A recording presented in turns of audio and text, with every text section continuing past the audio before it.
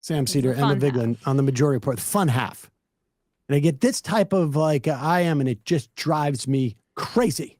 Let's kick off the fun half with some anger, baby. Small D Democrat. It's insane to me that the dog collars in the MR store say pause it, Pause it, and not pause it, PAWS it. It's just a baffling missed opportunity by the entire crew. I don't know. Maybe that I could would be just right. like to say apologize. I agree. This is like when I saw the Decemberists on Super Bowl Sunday and they didn't play the Sporting Life. Like it's right there. In You don't play the retrospect, Sporting Life. I feel like maybe you're right. I'm quite sure that my sister had it PAWS, and I was like, why would we do that? That doesn't make any sense. And Oh I my forgot about gosh. the pause part. I'm not sure. I think- Opportunity for Julie the victory lap now. Yep. Colin from a year ago, MR was arguing against the Democratic primary. You argued historically challenging incumbents weakened them for the general. Has this attitude changed? That is not true. We argued, and it wasn't a year ago. That was December. A year from now would have been December. We argued against the primary in July when Joe Biden dropped out. I was always arguing for a primary, like in the second year of his administration. Yeah. We have argued for a primary in every. First off, he wasn't like we have argued for a primary in every like generically. I am in favor of Democratic primaries. That is where we move the party to the left. There are times I would imagine and where a primary run may be a waste of resources because there's no chance of this person winning or whatever it is. And I suppose there's been instances where I've felt like this person's not going to win. And maybe in some states where it's like, but in the main, no. The general proposition is primaries are good and should be encouraged. And I would say the people the way the DSA voted, DSA also still thinks that they're good and will be continuing to pursue them. Yeah, it was This is arguing against, a non-existent position, but people get their rocks off on doing that apparently. Yeah.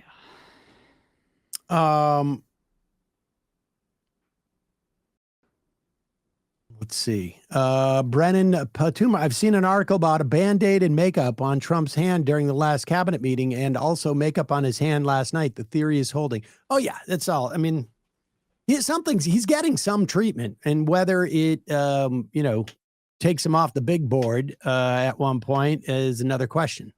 But that's what's interesting to me now. Like, I think in the new year, we're going to find we need to pay more attention to what JD Vance is doing and because he is laying the groundwork, if not to run in, 2028, which of course he probably is.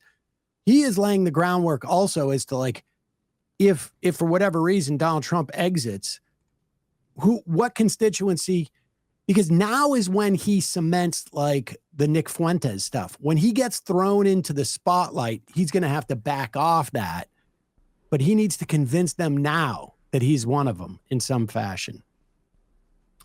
In the meantime, let's go with this. We were just talking to Will Sommer about the Republicans and the right-wing sort of like Republican communications sphere that their conspiracy theories are now sort of like consuming them. They're not just turned on the left or some cabal associated with the left. They're turning on each other. Exactly. And it's a snake eating its own tail.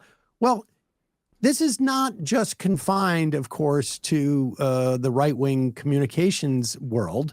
It is throughout the entire Trump administration. I mean, he's in office because he was the chief proponent of birtherism, claiming that Barack Obama was not a citizen and that he was born in Kenya. And I mean, this guy lived by the sword, die by the sword, and they haven't given up. Here is a House Homeland Security Committee meeting on the, quote, worldwide threats to the homeland. And one of those threats is this guy's a FBI guy. This guy's an FBI guy. And of course, one of those threats is Antifa. Executive Board of Domestic Territory. Okay. Let me turn it up a little bit. Okay. Executive Board of Domestic Terrorist Organization, Antifa. That's our primary concern right now. All right, that's what President Trump did. What does the FBI say? We share the same view. When you look at the data right now, you look at the domestic terrorist threat that we're facing. Right now, what I see from my position is that's the most immediate violent threat that we're facing on the domestic side. So where is Antifa headquartered? What we're doing right now with the organization. Where in the United States does Antifa exist? If it's a terrorist organization and you've identified it as number one. We are building out the infrastructure right now. So what does that mean? We're trying to get the information. You say Antifa is a terrorist organization. Tell us as a committee, how did you come to that? Where do they exist? How many members do they have in the United States as of right now? Well, that's very fluid. It's ongoing for us to understand that. The same, no different than Al-Qaeda and ISIS. No, I don't want you. I'll ask one question, sir. I just want you to tell us. If you said Antifa is the number one domestic terrorist organization operating in the United States, I just need to know where they are, how many people. I don't want a name. I don't want anything like that. Just how many people have you identified with the FBI that Antifa is made of? Well, the investigations are active. Sir, you wouldn't come to this committee and say something you can't prove, I know. I know you wouldn't do that. But you did. Oh, man. Oh, you know, when I think it was Roger Stone that said that politics is show business for ugly people. And I'm not saying Benny is ugly, but it is great to see when a representative has a flair for the dramatic. Like he knew exactly where to put that pregnant pause. Timing of a Swiss watch. Yeah. You know, they're going to go back and they're going to come back and they're going to claim some number now. They have to. Yeah. But it's so tricky because then they are going to be asked like, well, how do you, do you have them? Are you monitoring them? Do you have the Show your work. How exactly? How do you determine? There's 4,000, 10,000, how many, like 100, maybe there could, I mean, listen, in terms of being anti-fascist in this country, it's quite possible. The number is in the like hundreds of millions. Mm-hmm. I mean, there could be 150 million anti-fascists in this country. I wouldn't put it past it. I mean, that's how they register. They vote for Kamala Harris, and that's essentially how you communist father Kamala Harris. But I would imagine there could even be some people who voted for Donald Trump who would also identify as being anti-fascist. There should be some polling done and asked if you are anti-fascist. Has anybody polled that? That would be fascinating to see. Like, are you anti-fascist? There could be upwards. There could be 250 million members. You're gonna need to build a lot of prisons. Of It's just Antifa. incredible to have him say these investigations are ongoing about just like a ballpark number of how many terrorists are in this organization, but still claiming that they designating them a terrorist organization without having the most basic facts about said organization available to you. Like, what did he think going into that hearing? Why can't they even come up with a lie about the big lie about, well, it's because you're under oath. Well, You're under oath. it's not just that, because I think you see these people get away with lying all the time. But I think the problem is that once you present one lie, you may get follow-up questions. And right now, if you're going to Congress and you're going in with that kind of shit, you know that this guy I'm talking to could be the chair in this time next year. And, or, I guess 13 months out, that guy could be the chair. Like they could just make my life a living hell. And so now they're all afraid when, you had Jesse Waters saying the other day, we're going to lose the midterms with the House, maybe the Senate, maybe not. But the only thing that happens if the Democrats take the House is that they're going to have full subpoena power. Yep. And anybody who came in and told a lie in December of 2025 is going to have to account for it in February of 2027. And so I think people are starting you got to get a little nervous at that point. I mean, what, 3-vote margin in the House for the Republicans right now? I was trying to find out more about this guy, Michael Glasheen. He's a career FBI official. So it's not even that, to your point, this isn't, Kash Patel or something. Like, this is a guy that's joined the FBI in 2001 and is now being tasked with this like expressly political conspiracy-laden directive by Trump. I mean, if he's being sent in front of Congress, he very well could be somebody that Kash Patel trusts. You know what I mean? Like, I'm not saying he's a good guy, but I'm saying in terms of like, this is his whole career. Kash Patel's a podcaster that got like put in this position because of his proximity to the Epstein case, and because like Trump thought probably like, oh, I can satiate them by the little piggies that vote for me. I have no respect for them. I'll satiate them by putting this guy in, and maybe he can catch and kill, which is something that Trump loves to engage in. Just look up what he did with the National Enquirer. But this also raises the point that Democrats need to start articulating and buying into the notion of like, we're going to clear house too. Like if you're going to play ball with these people, because they didn't do it after the first Trump administration. They didn't come in and say like, because that's why you had people who were ready to jump. That's why Tom Homan was around. Yep. They need to come in and really clean house. And it's not easy to do. I mean, you've got to replace tens of thousands of people, and Heritage already had like a whole bank of resumes to fill these slots. Not necessarily this guy, but I'm saying like these people who have shown that they're willing to abide by this type of stuff need to be shown the door, and it need to be articulated that they will be. Sam, don't worry. Neera Tanden and Larry Summers are working on Project 2029 as we speak. All the stakeholders are being consulted. My new friend, Neera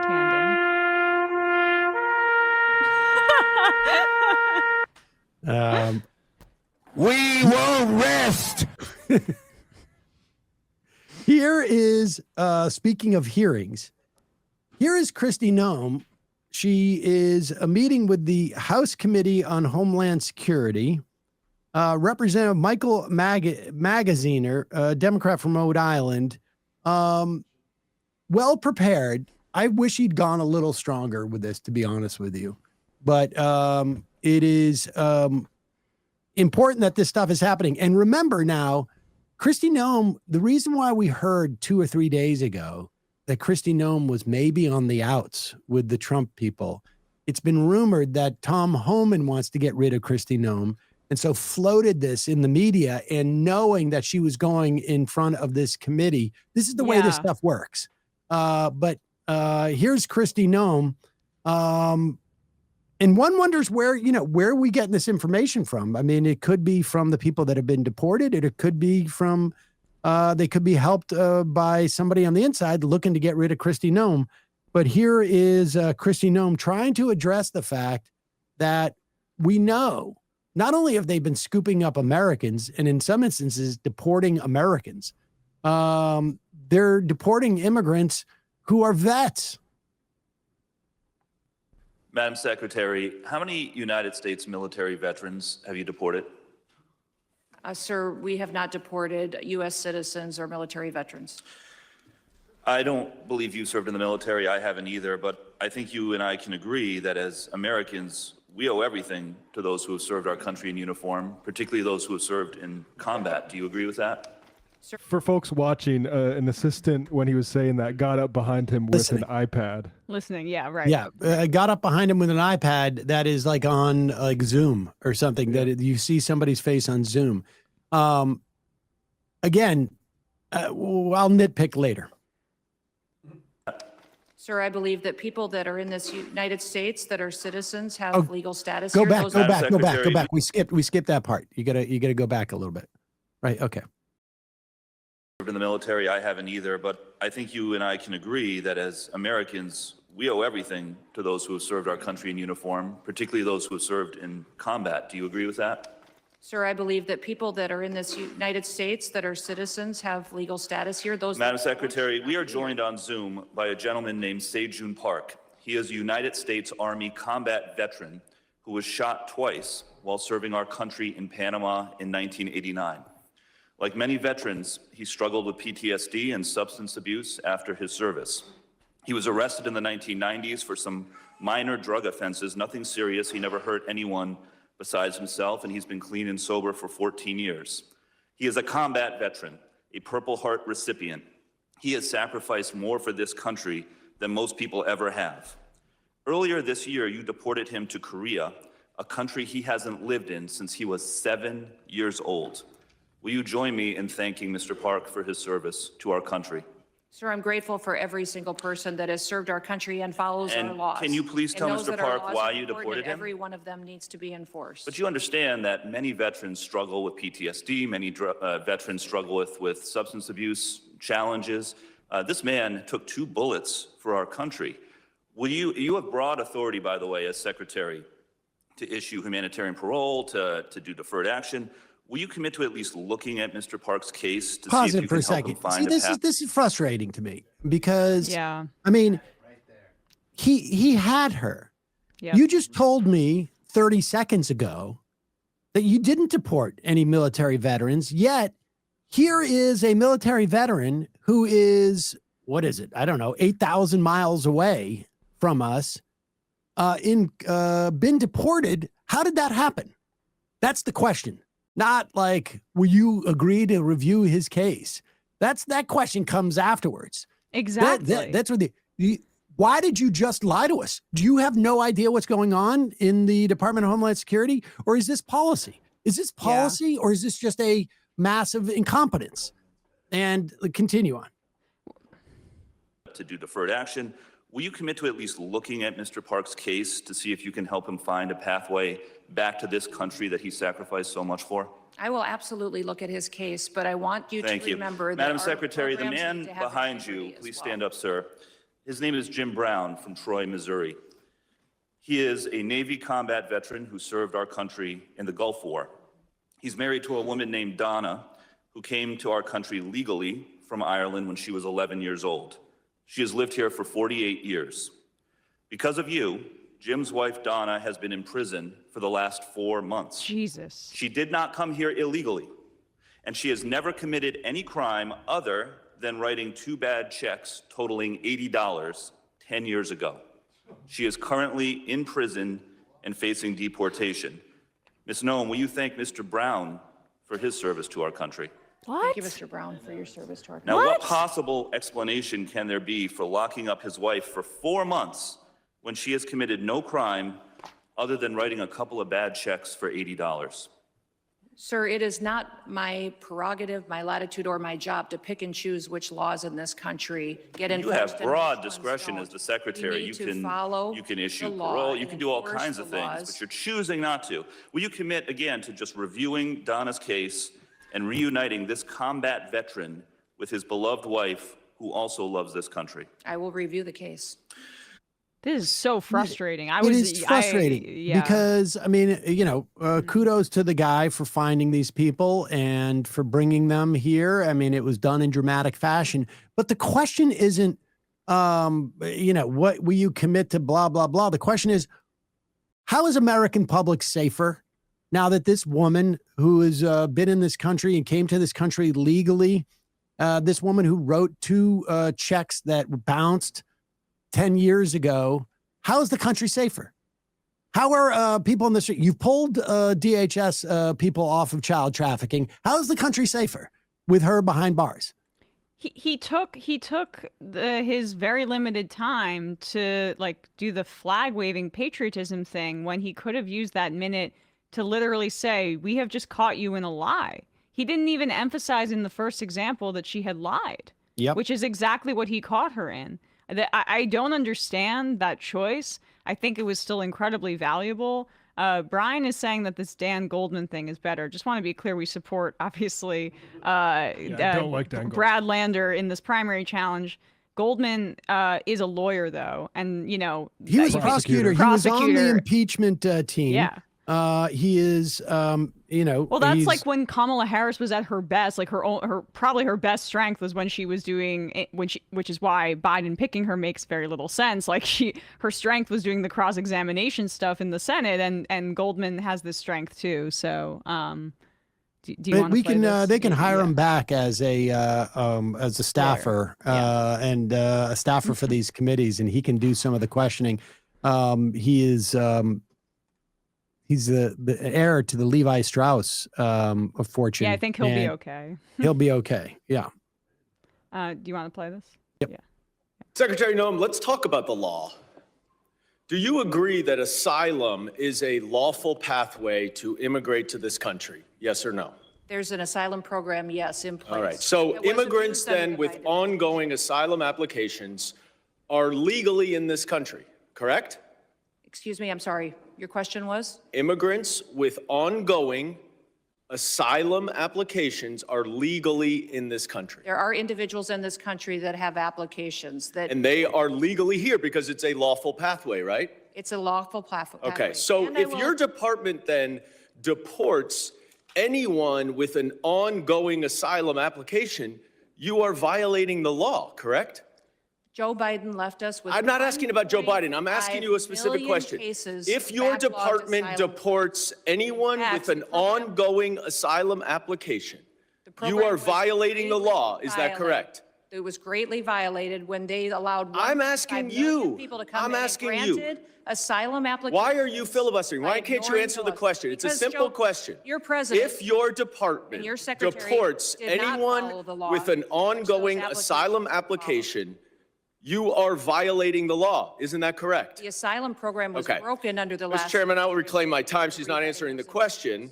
But the obvious answer is that, yes, if you follow a lawful pathway, asylum is a lawful pathway. If you have an open asylum case, you are here lawfully.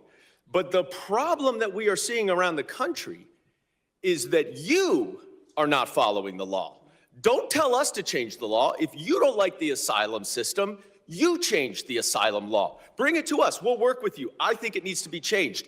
But you can't just decide that you're not going to follow the law, and asylum is a law, and deport people who have ongoing applications. Unfortunately, that is exactly what's happening.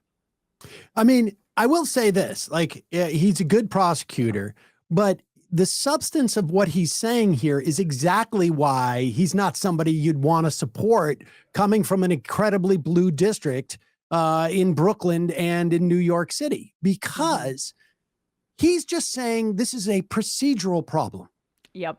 He's saying, like, I may agree with you that we should lock the door for asylum seekers in this country. Yeah. I agree with you, he says, but you're not following the law in the way that it is.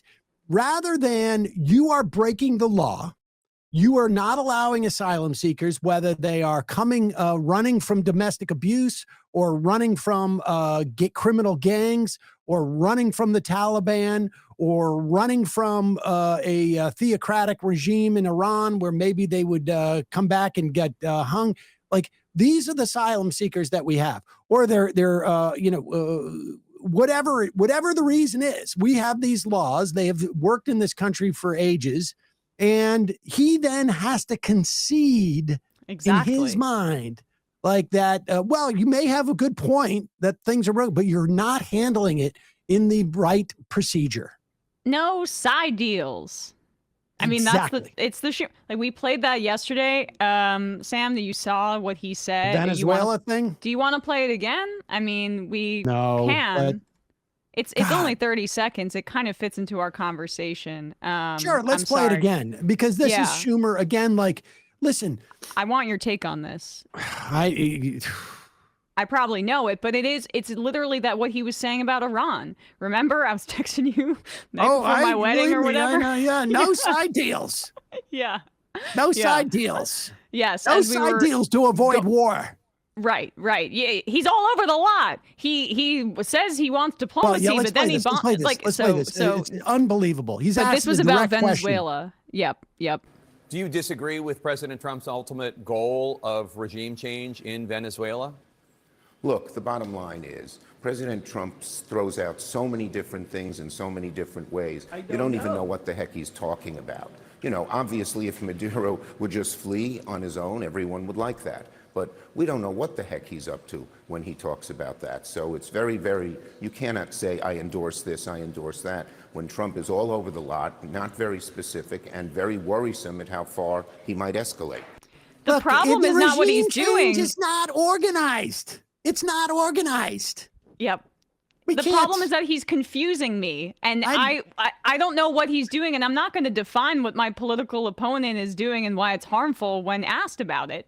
I can't tell. Today he's hijacking and becoming a pirate and taking oil ships. Tomorrow it could be fishing chips. He could be, what kind of ship are you going to pirate? That's the problem. We don't know. Where are we going to put these ships? We haven't figured that out yet. I mean, this is the lamest, like, hey, dude, don't go on TV. Don't go on TV. Like, if you're asked the most basic question, are you in favor of the U.S. engaging in regime change by breaking every single international law that we can find on any given day? That's the question.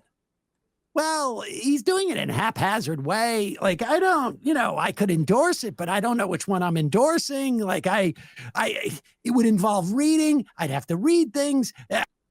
Bring me a briefing book. Look, I can't be bothered with this, Jake. I've got to capitulate on 5 other things. I don't have time. I don't have time for this. The thing about Chuck Schumer is he is pro-war and pro-regime change. Like he literally He said Maduro if he flees on his own. He said that Israel needs to have elections to get Netanyahu out before then later meeting with Netanyahu when he came here. Like he's the one who's all over the map. Yeah. Listen, all I'm saying is you've got your turkey, your peas, and your mashed potatoes. Do you want to mix them all up? Or do you just like, okay, bite of my turkey, then a bite of my peas, then a bite of my mashed potatoes? That's what I'm saying. That's what I'm saying. Yeah. We're going to run on that. And just want to, I said this yesterday, but I want the hopefully free advice if anybody who works on Brad Lander's campaign is listening. This quote to the New York Daily News where Lander told the Daily News about his disagreements with Goldman on Gaza. It's secondary to what he sees as Goldman's lackluster opposition to Trump. Quote, on Gaza, we have some disagreements, but the core rationale is because it's time for fighters, not folders. Dan Goldman is not going to, those clips, his whole thing is the prosecuting Trump thing, right? Like that's actually his biggest strength. And The only core brand proposition he has. Right. I mean, and what he says about asylum later on, we have, I think, accurate critiques of it. And we do this for a living so we can assess that is, his politics aren't good. But from a campaign strategy point, I really hope Lander reconsiders that because Goldman's whole brand is I'm the guy that helped prosecute Trump. And I don't, and even clips like that make Goldman look good. So I think that Lander needs to reconsider that tactic. It is so dumb, frankly, because it literally is like what he's fighting for is the problem. Like going after Goldman because he represents interests that are not going to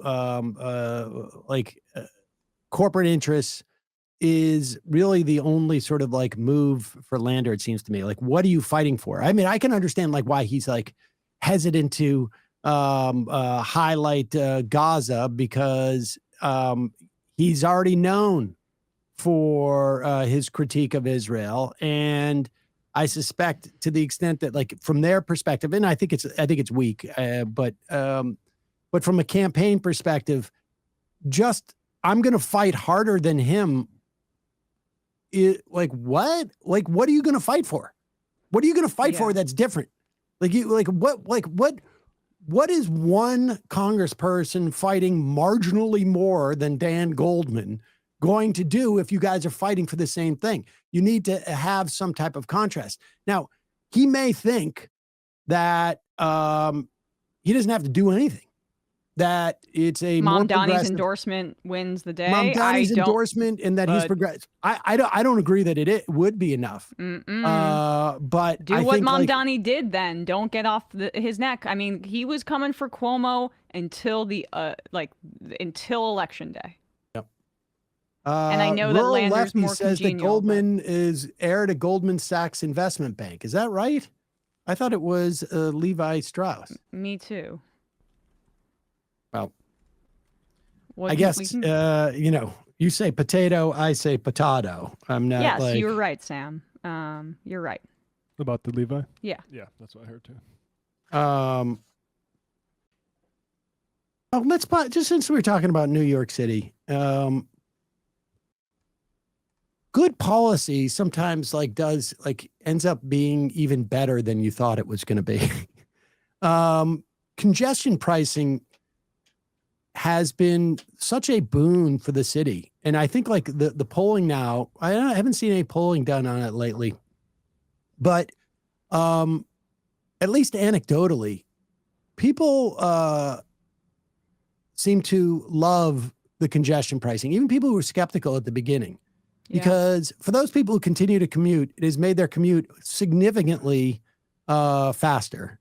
And if you're still commuting, it means that you're getting like an extra hour a day, probably. It's like saving people, and for the price of the congestion, it is, even if it's a break-even proposition, I imagine you're not driving necessarily into the city if you're making $25 an hour, $15 an hour. But if you are, you've made that money back. It also seems to have had effect, according to Cornell. Pop this up. This is number one. That blue line is that is dropping there precipitously, is the weekly average treatment effects on particles as 95. The bottom line is that is like the particulates in the air. That in terms of like the average, what is needed in terms of like air quality. And you can see in the congestion relief zone, it is just dropping. It's reducing pollution. It's benefiting ambulance times, right? This is the kind of thing that actually has impacts on people if they need to get to a hospital in an emergency. Congestion pricing helps there. It's been a win across the board. It's a win-win-win is what we used to call it. Yeah. There's another graph that I wanted to point out, which is on the negative side of things, but this is from Pew, and this is the most like alarming thing I've seen in a long time. It also confirms a lot of my positions on gambling.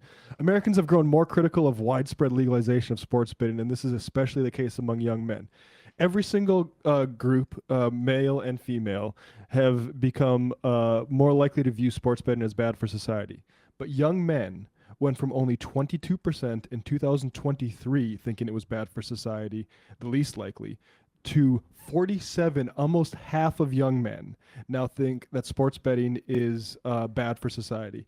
When we have a lot of discussion about how young men are being failed, I would say if this isn't brought up as the number one thing that they've been preyed upon by speculative parasitical system, it's like how could a position change in 3 years like this unless there's a huge problem happening. They've seen their friends. That's what's going on. They've seen them Or they've friends. lost a and bunch they've of seen money themselves. themselves. Yep. Yeah. Yep.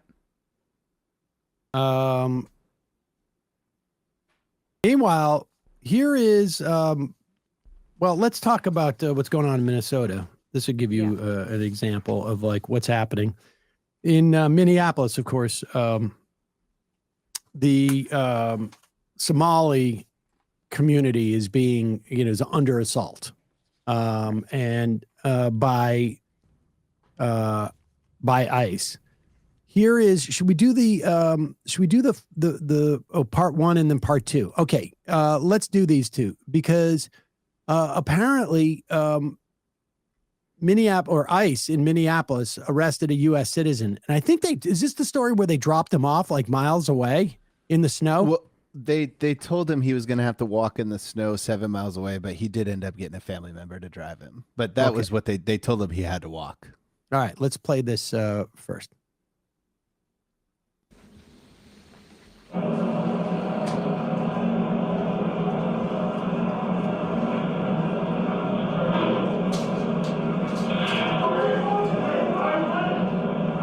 This is the time where he's initially apprehended, and he's saying, I'm a citizen. They wouldn't look at his, I guess he had digital ID. They wouldn't look at it.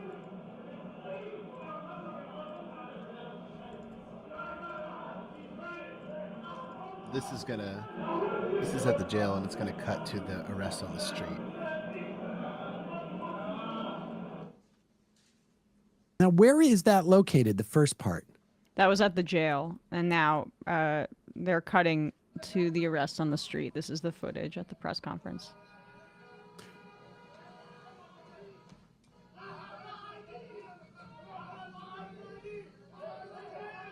He's screaming, he has an ID, I have an ID. Yeah.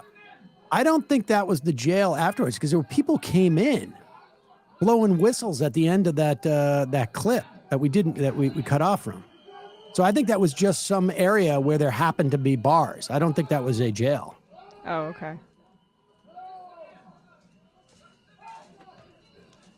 I think this happens after that moment in that room, and but let's get to the officials in Minneapolis talking. All right, this is This is him, right? Yeah, this is him recounting his experience. 20-year-old U.S. citizen, and he talks about how ICE, put him in a headlock. Why do you think that they thought he wasn't a citizen? Yeah. Now put this up. I wonder what it is. What was the tell for them? It's hard to tell. Hard to tell. Wait, do we have footage? Go ahead. Oh, yeah. Sure. Thanks, Mayor. And good afternoon, everybody. My name is Mubashir, and I never expected to be standing in front of all these cameras and microphones. But what happened to me cannot stay quiet. What happened to me was unjust, uncalled for. I was simply on my lunch break. I literally went downstairs from my building. I wasn't even outside for mere seconds before I seen a masked person running at me full speed. He tackled me, pushed me inside the restaurant, like as you can see in the video. I told him I'm a U.S. citizen, what is going on? He didn't seem to care. He dragged me outside through the snow while I was handcuffed, restrained, helpless, and he pushed me to the ground, and he put me in a chokehold. That was very uncalled for. I thought I got really hurt. And after that, they put me inside the vehicle. And they asked me, we have to verify if you're a U.S. citizen because I believe you're an illegal citizen because you ran from me. But as you can see in the videos that will be released, I'm simply just standing still. I asked them, okay, they said, let me take a picture of you to scan your face to see if you're a U.S. citizen. I declined because how will a picture prove I'm a U.S. citizen? I told them I have my passport. It's in my phone. Can I open and show you? He declined. I told him, can I give you my name and my date of birth? He declined. So he took me on the other side of Seder, and they kept me there for 45 minutes.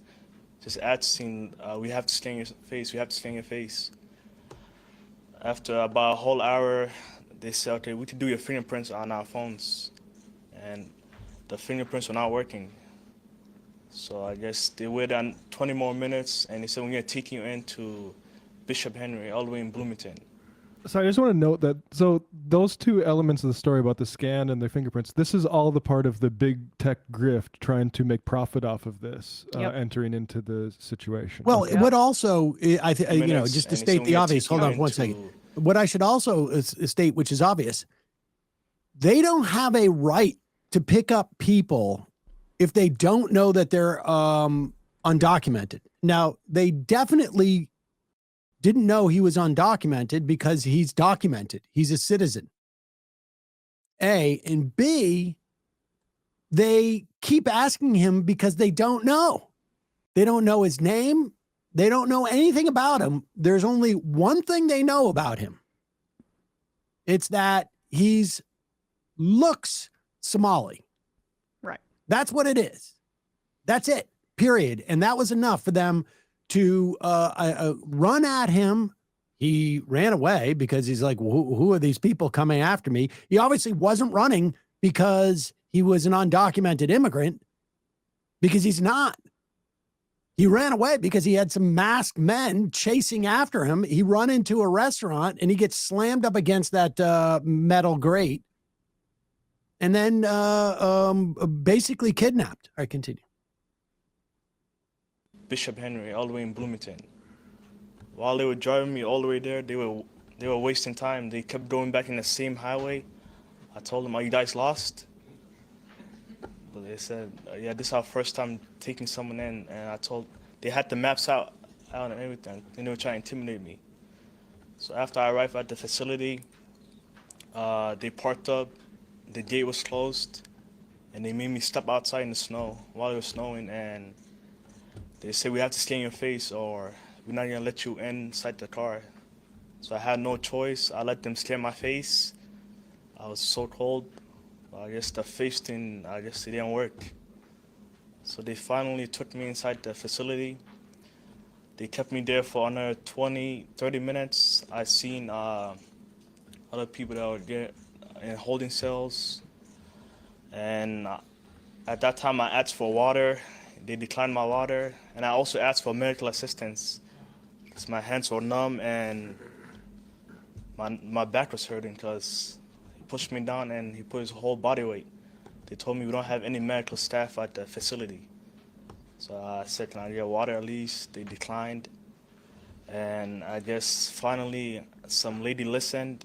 I told her, "Yo, can you turn on my phone? I have my passport card."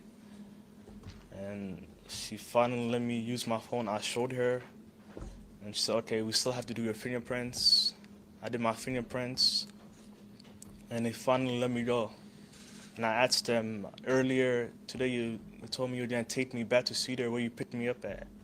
Are you guys gonna still offer me a ride? Because at that point, I didn't know if anyone knew where I was, because they turned off my phone, they turned off my location. Jesus. They don't, you don't know where you're at. So I asked them, "Can you take me back to where you picked me up from?" They said, "No, you have to walk in the snow." They were being serious. I asked 3 times. They said, "No, you're walking." Attempted murder. Eventually, my parents came and picked me up. He's And, 20. Yeah. All I did was step outside as a Somali-American, and I just got chased by a masked person. The agent then, at one point, he didn't identify himself. He didn't say, "ICE, stop." I felt like I was getting assaulted. I was getting kidnapped, and that's exactly what it was. And the way they were treating me, it was inhumane. They dragged me across the road. They slammed me to the ground, choked me. That was uncalled for. There's also more videos of someone came out. They had a copy of my passport, and I told the agent, "He has my passport copy," and he said, "We don't care. We're still taking you in." And they kept me for 2 hours. And if this is what's happening to a U.S. American citizen on camera, Yep. imagine what could happen to your loved ones when there's no one around to witness what they're doing. But thankfully, my incident was caught on cameras. It was posted all over social media. This shouldn't be happening to anyone. It hasn't been above 50 degrees in Minnesota since Thanksgiving. these are Nazis. Yeah, absolutely. 100%. I mean, who signed up Klansmen, for this? American. Klansmen, version. yeah. I mean, who signed up for ICE with this recruitment drive? Klan babies. That's all those men are. The Proud Boys or whatever. It's just like Trump said. Remember, he said, "Stand back and stand by." This is what they were standing by for. Now they can have legitimized jobs as the Gestapo. I mean, the way that they were enjoying it. Walk home. Just tell him to walk home. It is 20 degrees outside. That is attempted murder. And like in terms of immigrant populations, the Somali-American community is one of like the highest rates of citizenship. There's around 80,000 Somalis in Minnesota, and a majority are U.S. citizens, around 87%. Meaning this targeting of Somali Americans, as Trump engages in this incredibly racist, disgusting, like Klansman rhetoric about it, calling Somalia, dirty, filthy, disgusting. The way he talks about Ilhan Omar, I mean, good for her. She keeps a smile on her face, and she's been used to these kinds of death threats. But damn, she triggers the hell out of him. Speaking about her turban in this way, like there is just a really, this is just about white supremacy, and like it's not about citizenship. If you want to target a community based on citizenship, Somalis in Minnesota would be the last place you would go, but that's not what this is. It's about demographic. It makes for good. Yeah, it makes for good video to show. I mean, this is what Trump. This is his go-to, right? Like when in Trump 1.0, whenever he had a dip in the polls, he was a one-trick pony, and he would immediately go to attacking Black people and Black women in particular, but just in general. I mean, that's what he would do. And I also just want to say, I know it's not a turban, that's what Trump called it or whatever, but it's her hijab. I just want to make that clear. But it's also a twofer. His anti-Blackness goes back to his days as not refusing to rent to Black people, to his insistence that the Central Park Five be executed, and refusing to change his viewpoint on that. Even when they were exonerated, he still stands by it. The birtherism about Donald Trump. And remember his anti-Muslim hatred. Like, what's just amazing about how the Democrats just allowed him to take on, like, reflexively this mantle that maybe he'd be better about Gaza than them, is that he's a anti-Muslim bigot. Like, that was what kicked off his first administration, which was the Muslim ban. And so, like, the targeting of Somalis is a twofer. I was listening to the head of CARE on Democracy Now! Speaking about this, that, like, it's demonizing Muslim people is also helpful right now for both the Zionist cause and some Hindu nationalists in this country that really enjoy that. And on Twitter, posing as Americans. Right. And so, a huge part of online is the Hindu, the Indian, racists. Right. So my point is just like that support to the Somali-American community in this country right now that is at the intersection of so many different bigotries that the administration is trying to cement in policy. And it really does seem like the folks in Minnesota, though, are going right at the ICE people. Like I saw a clip, I didn't put it in the stack, but of a guy mocking the ICE guys because he's like, "Hey, what's going on, short stack?" And the guy got very upset that he was called short, which I thought I really appreciated that. The Somali-American memes about how Minnesota was promised to us 3,000 years ago. Well, I don't think this is coming from. I don't think it was a Somali American who was saying this. I mean, it was just another member of the Minneapolis or Minnesota community, and it's but good. It's been mock them in every way. And I want to say, like, I'm not. I don't want to be the tallest or shortest or whatever. But. It's important. It's important. Like, it's important to mock them in whatever way you feel will make them feel bad in that moment. So, because, some people feel self-conscious because they're, they're too heavy, or they're too skinny, or somebody feels too self-conscious because they're too tall. And, maybe they were mocked at in elementary school because they were the tallest one there and they look like a geek, with all due respect, Matt. Or maybe they were mocked or they were mocked as short. The point is, you mock these people in a way that you feel will hurt them the most. These ICE people, they deserve it. And I think it's important that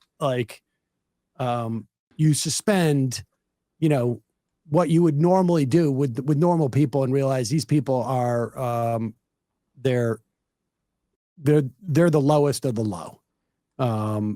These ICE officers, and you should treat them accordingly.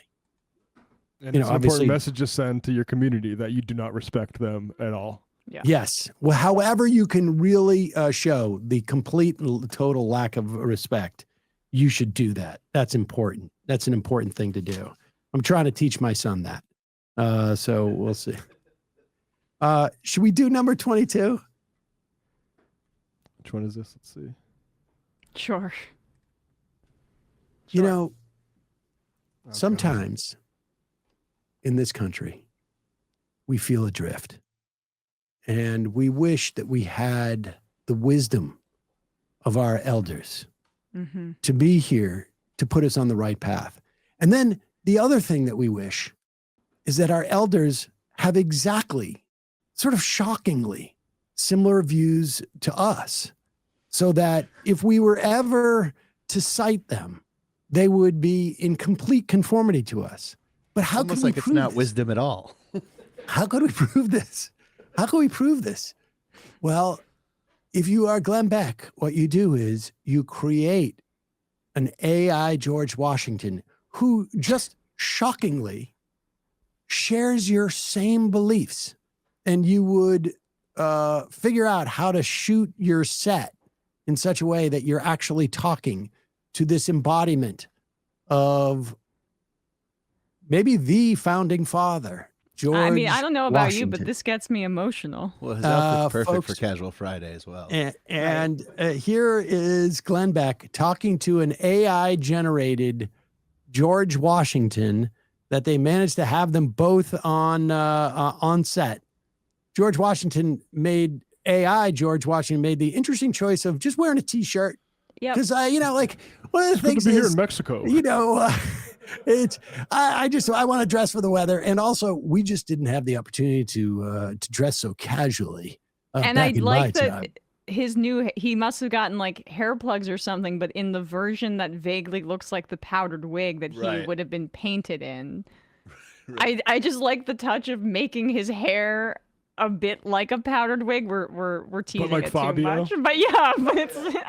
He's pretty sexy. Here he is. Can you imagine, George?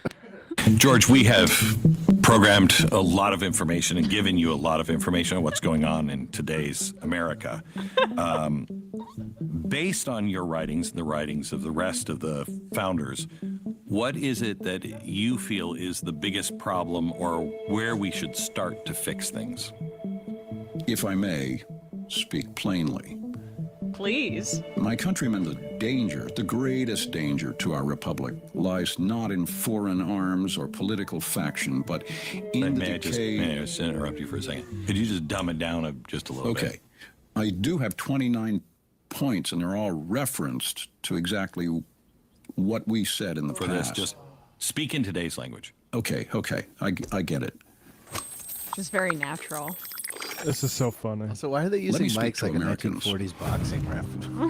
If I'm honest, America's biggest problem isn't political or economic. It's all moral. What a surprise. Pause it for a second. Pause it for a second. First off, pause it for a second. First off, Yeah. First off, was what he's saying initially, was it that really so sophisticated that we couldn't understand it? That's what I'm saying. I mean, it was like... Glenn knows who he's talking I to. was about to say that he knows his audience. George, talk to my audience as if they're like, have the mental capacity of like a 7-year-old, but not a president. 7-year-old with... Yes. Talk to my people like they're really, really dumb. And I want to say, listen, I years ago went to the Glenn Beck 9/12 rally and came across a lot of people who were Glenn Beck, well, obviously Glenn Beck fans. My favorite was the woman who said, I want us to follow the Constitution more, and Barack Obama's not doing that. And she said, and I want there to be more religion in government. And I said, well, what if, but the Constitution doesn't promote religion in government. It actually says the opposite. And she said, well, to be honest, I'm taking a course in the Constitution in a month. And so I can't really speak to it too much right now. And I said, well, what if you find out that the Constitution says that we shouldn't have religion in our government? She goes, well, I'll deal with that then. Now, of course, to be fair, I'm sure the course she's taking is provided by Glenn Beck, and she would learn that, yeah, of course, this is a country that should be religious. But it was interesting. It was an interesting experience. I'd just like to point out two things. People's published writings is not really a great view into their morality. These are performances for political purposes. And also, what George Washington writings? Right. Like he's not known as a writer. He Right. has like some letters about like, yeah, I have my eye on some land in Ohio. Of all the founding fathers, like the least associated with like intellectualism. he was in any a war real leader. way. He was the And he was tallest still guy in the considered country, and too so they were skinny. like, "You're president." Yeah. All right, continue. Let's see where he goes with He this. he was out of central casting. Look at this guy. Hey, he's like 5'8". Let me speak to Americans. If I'm honest, America's biggest problem isn't political or economic. Oh, hell yeah. It's all moral. You've drifted from the virtues that make liberty possible in the first place. Freedom. To be free, you have to have discipline. You have to have faith. You have to have character. Wait, I'm sorry. And- Why did he just show a Selma civil rights protest? Does he have any recollection about This is an the AI updated George Washington. George Washington owned slaves. Oh, Yeah, I didn't. Wait a so? second. Hold on, Glenn. Did you? That was a long time ago. Wheel, Did that you loading guys- wheel goes over his head. As he talks about morality. Did you guys free the slaves? Okay, well, let's get back to there are economic problems then. Yeah, I want to yeah. revisit that. I didn't realize. Yes, we do have economic problems. Now we're having to pay for our labor. Are you serious? Why would you have done that? If I thought Oh. AI was anything more than like a chatbot that you could convince yourself as a personality, I would be interested in an AI George Washington being forced to watch a documentary about the civil rights movement. This was a big mistake. I'm bamboozled. Glenn, We've lost the did you- values. Yes, I'm sorry. Are you suggesting that black people are people? What? I don't understand what you're saying here. Where are their owners I'm at? confused. That is our. You guys are okay. wrong. He'd be way more freaked out about the cars in the video. Why What does is Glenn Beck going ask him on? about Barack Obama? To be free, you have to have discipline. You have to have faith. You have to have character. And if you don't have any of those things, laws can't stop anything. They mean little. Government turns either weak or oppressive. Pause it for a second. Did they just play footage of a black guy looting a place after he says to be free? He's like complaining that they freed the slaves. Yeah, Is that and what he's then they saying? show- Then maybe the AI This is is what happens accurate. when you free the black people. It's a huge mistake. It's double coded. All right. Incidentally, Turns- when George Washington was here, all those people that he showed crossing over that fence, they own that property. Yeah. Go ahead. Mean little. Government turns either weak or oppressive. Either? You have grown skeptical of truth. You're reckless with debt. You're comfortable blaming instead of building anything. And in my time, we understood that self-governance begins with self-control. Do you even recognize what self-control is? Wow, he's so condescending Public too. virtue matters more than public opinion. You keep electing these people expecting things to change, but you haven't changed. The fix is not going to be found in Washington, D.C. It's going to be found in every home, every school, every heart. You know, where are the citizens who value duty over comfort, principle over popularity? America was built to be a moral and self-governing nation. It's only that foundation that will still save her. Yeah. First of all, just all the Well, imagery. of Like there was course, no it's cameras when brilliant. George Washington was around, so they don't need to add the film reel sound over footage of George Washington. It doesn't exist. Well, that was of a movie they made about George Washington. They just shot it on film. I was the final segment from my CNN appearance was a question about this. Did I tell you this? No. So I had to come prepared with who my AI who I would pick for an AI historical figure to bring back to talk to. You want to guess what the two Republicans, Scott Jennings and the other guy, Tim, I forget his last name on the panel, said, and you're probably going to be able to guess really quickly. Adolf Hitler. No. Rush Limbaugh. No, just real guess. Reagan. One. That was Tim. Scott Jennings picked. Come on. It's a big one. It's not Nixon. Andrew Jackson. Think bigger. Think bigger than Teddy America. Roosevelt? Oh, Jesus. Jesus Christ. There you go. I picked Jeffrey Epstein because I said that we'd be able to train it on all the damning information that's out there about Donald Trump. So tried to make it actually substantive. But Reagan and Jesus is what the two Republicans said. Glenn Beck mentioned debt there. As George Washington, his discipline, and we're getting into debt. A little note from time.com. Chosen unanimously by Congress as Commander-in-Chief of Continental Forces, he refused a salary, asking only to be reimbursed his document expenses. During his 8-year-long struggle, he lost half his wealth, largely because he neglected his farms. He received no pension. Like most founding fathers in Washington, he was rich in land and slaves, but cash poor. He was always in debt. So. I knew that too. Right. Now he's saying that like we're too immoral and treat debt without seriousness. I mean, that's the secret thing of like you've like released your slaves. That was sloppy work. And People are it is like, time that we should collect them back. People say like these guys like, oh, look at they were changing their minds about slavery later in life. It's like not enough to do anything about them that would set them back financially. Yeah, right. Well, to be fair, my mind changed. I was willing to sell them because I needed to pay for debt. I just saw them as more fungible. So it was close. You imagine like George Washington actually came back. He's like, "Oh my God, I got summoned by you? Are you serious?" Yeah. My God, what is Glenn Beck? Incidentally, Glenn Beck is a lunatic. He's just a lunatic. You talk about people without discipline. Glenn Beck is a lunatic.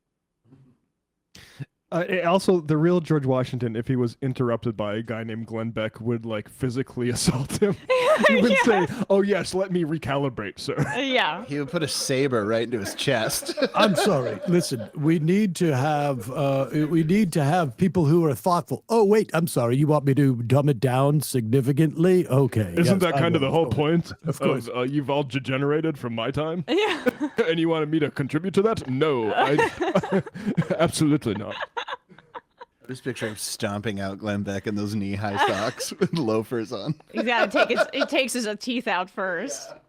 Speaking of the dumbing down of the American mind, let's turn to the new head of CBS News, who apparently every time she shows up in the newsroom, it makes each and every employee at CBS feel disgusting, like they need a shower.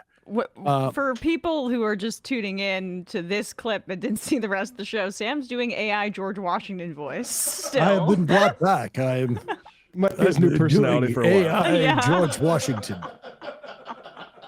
I could have done like you imagine like AI Walter Cronkite coming back and Barry who? Yeah, right. Here is Barry Weiss, no experience really in reporting on anything other than like I think her sister was sent out. I remember at one point in Brooklyn to infiltrate a neighborhood group that was worried about dogs in Prospect Park. And that was the big blockbuster story that Her she did. sister, right. Yeah. Okay. Well, I mean, she was. Well, she has here experience is- by osmosis, I guess. we don't need to see the promotion video. The problem with CBS, you couldn't find any journalist there to actually do this interview. And so Barry Weiss took it upon herself. Here is a clip from the interview. My only hesitation about playing this is I don't want people to watch it. You can watch the clip, but don't give CBS any ratings for this. Don't worry. Candace Owens' clips are doing about 20 times the views that CBS News's are on this exact same topic. So That's a conservative estimate. It's like 50,000 versus like 5 million. Now, I'm wondering which Barry one just we should hyping play. it up. Well, no, I don't want to play that one. Okay. Let's play either 18 or 19. The question is, which one should go first? Let's listen to Erika Kirk want to rewrite the legacy of her husband. We'll start there. And then we'll play the clip where she bemoans the fact that people try and mutate reality. 3 months.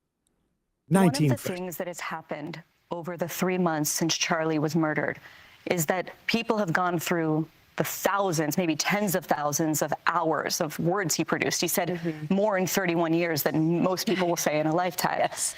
And I want to read a few that have captured the most attention, especially on the political left, okay? Yeah.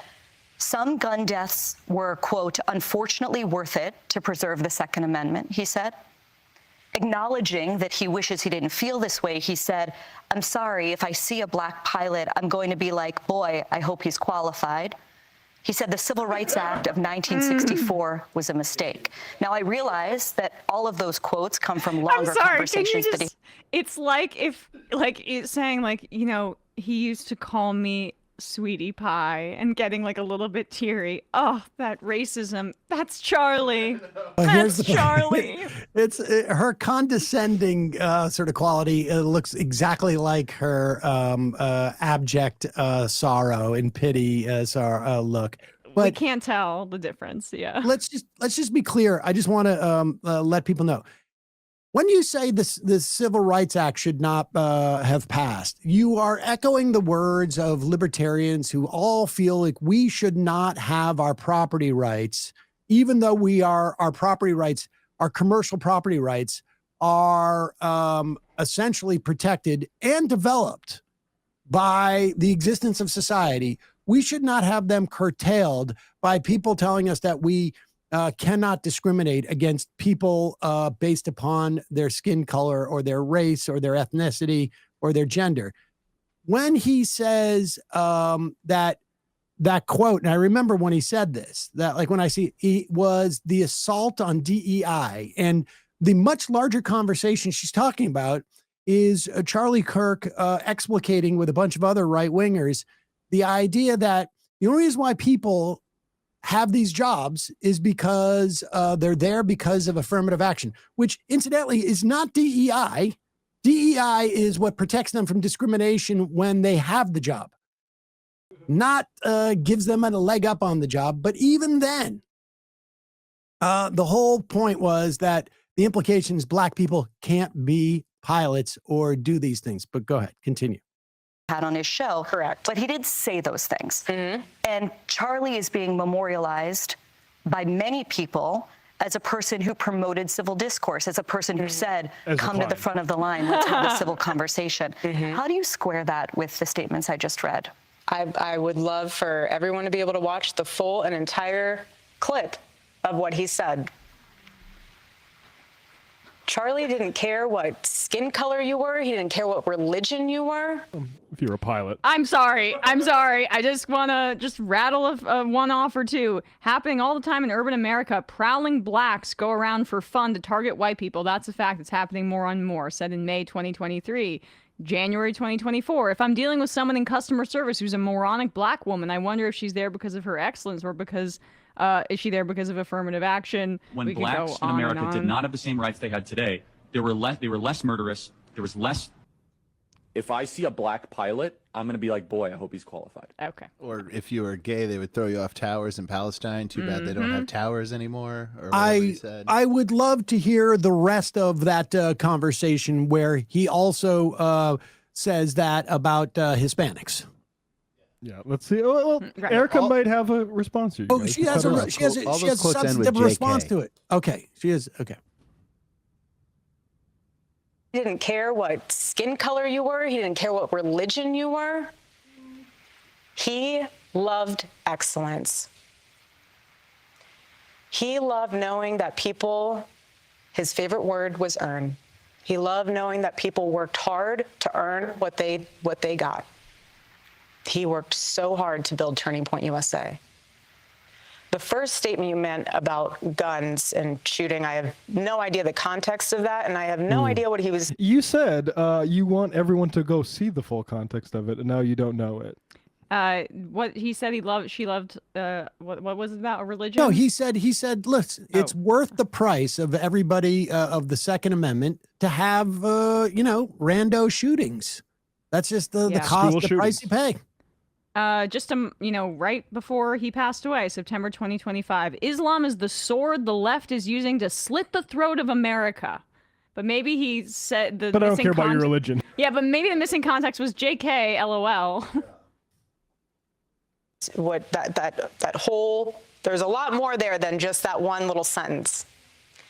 My husband is not to be deteriorated to 2 sentences. He's not. I believe he just was deteriorated.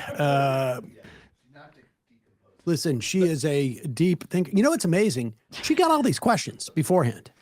If you think for one moment she did not have all these questions beforehand, and somebody, do you want to bounce those off of me, Erika? No, I'm good. Deteriorated. We're going with deteriorated. He should not be deteriorated to those 2 questions. The hateful things he said. Yes. Reduced, she meant. And the thing is like nobody has the contrary examples of, oh, here's the good thoughts that Charlie Kirk left with us. Yeah. There's not an example. And he was brilliant of a man. So that's fine if you want to take words out of his mouth or out of context without the whole thing in perspective. But that's the problem. CBS News. Wow. That's the problem. And wait. Okay. Let's go. Let's go to where she talks about Candace Owens. Now, they don't say Candace Owens' name directly. It's quite clear who Barry Weiss is talking about. It's weird that she doesn't say her name. Oh, I think well, she doesn't, but I think, doesn't Barry in this? Well, I don't think they do. Listen. I think they were at least saving the direct addressing of Candace. Maybe, for we this. should say these are just clips, and the full interview will come out this weekend, and it will Don't watch be, yeah.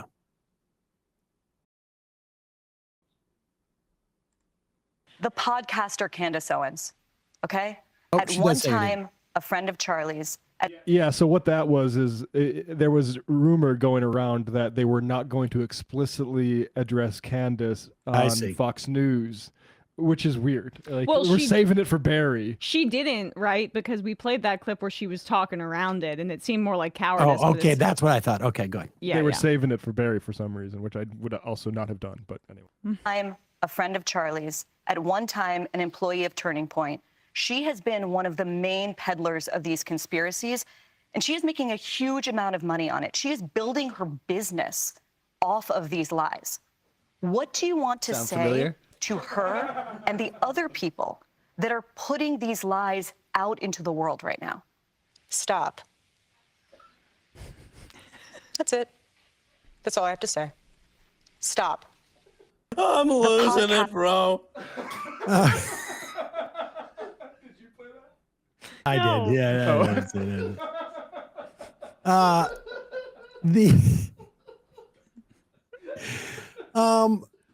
I don't think she's going to stop. I don't think that's going to do it. And it's almost like she's saying, like, hey, we have a copyright on spreading lies to build a business. You're not allowed to do that without licensing in this. Cease and desist. This whole tour has been a absolute gift to Candace Owens. Oh my God. She's addressed it in about 9 interviews now, and every interview she's like, "I'm above this. I'm not wasting time on it." Right. You're traveling around the world talking to major media platforms about it. What you should do is say, "Yeah, Candace Owens is troubled by the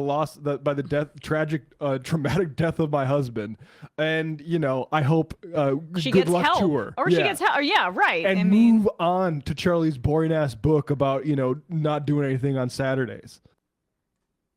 Yeah, but the thing is, Barry Weiss knows the exact same thing, that this is the way that she's going to make her money, and this is that's what is going on. I mean, CBS News, it's just so gross. But all right, it is what it is. All right, we're going to read. We'll read 5 IMs and we'll get out of here. Jackie C. Federal THC CBD hemp ban goes into effect in just less than a year. Interview Steph Scherer with Americans for Safe Access, almost 20 years experience working for cannabis legalization. Brian, just write down that name, Steph Scherer. Ginger Sasquatch, I'm secretly listening to the show while in safety course. I've done a half a dozen times. If you all could whisper for the first half of the show, that would be helpful. Thank you. Sorry, we just saw that. MPG, Tim Pool complaining about shots being fired outside the compound and explosions coming from the bathroom. She's going to ruin the midterms. The GOP does love blaming a woman. Why hold Trump accountable for ruining the country when there's a black woman you can lay the upcoming blue wave on? Exactly. And they literally don't realize that's what they're doing. Harry Barks. To Emma's husband point, Candace got her start in InfoWars. She learned from Alex in the beginning. Yep. Timothy Smollett. Candace Owens was just on the Jimmy Dore show this morning. Kim Iverson has just threatened to sue Tim Pool for telling his audience that he won't invite her back to her studio because she smelled like she didn't wipe after using his bathroom. It also happens that Kim Iverson joined Team Candace on the Charlie Kirk conspiracy theories. We meant to talk about that Kim Iverson thing with Will Summer, but we didn't get to it. We didn't get to it. Kim Iverson likes to threaten to sue people, it seems like. But it also, maybe I really did ruin his bidet. Yeah. It just feels like that's not something you should, that's actionable. I think, I don't know where I see that suit going. You could have sued him, I think. I could have, but the calling me a pedophile without any evidence of that is a lot more like, he could say she smells. That's an opinion.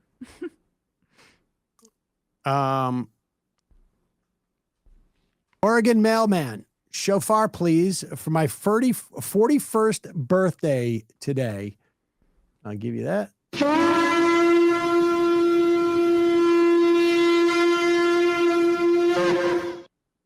And the final IM of the week.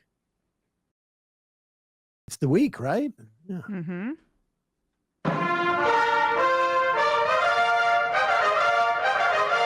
Antifa things. Social conservative, fiscal, Cali liberal. Antifa thing reminds me of the gag in the Manchurian Candidate where the McCarthy stand-in keeps changing the number of communists in the government.